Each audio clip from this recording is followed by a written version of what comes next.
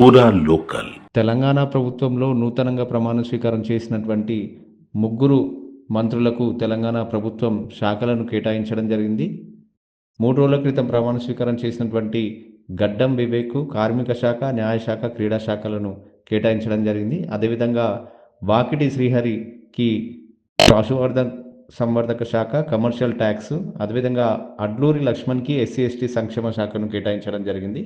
3 రోజుల క్రితమే ప్రమాణ స్వీకారం చేసినప్పటికీ కూడా ఢిల్లీ నుంచి అధిష్టానం నుంచి పూర్తి స్థాయిలో ఒక చర్చలు జరిపిన తర్వాత ఎవరెవరికి ఏ శాఖలను కేటాయించాలనే చర్చలు జరిగిన అనంతరం వీళ్ళందరికీ కూడా ఈ శాఖలను కేటాయించినట్లు కూడా స్పష్టంగా తెలుస్తుంది.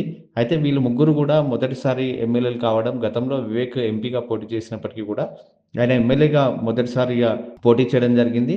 సో, ఆయన మొదటిసారి ఎమ్మెల్యే తర్వాత మొదటిసారి ఆయన మంత్రిగా ప్రమాణ స్వీకారం చేయడం జరిగింది. వాకిటి శ్రీహరి ఈయన కూడా మొదటిసారి ఎమ్మెల్యేగా పోటీ చేసి ప్రస్తుతం పశుసంవర్ధక, కమర్షియల్ ట్యాక్స్ శాఖ మంత్రిగా ఉన్నారు. అడ్లూరి లక్ష్మణ్ ఎస్సీ, ఎస్టీ సంక్షేమ శాఖ ఆయనకు ఇవ్వడం జరిగింది. ముగ్గురు కూడా తమకు తెలంగాణ ప్రభుత్వంలో పనిచేసే అవకాశం దక్కింది.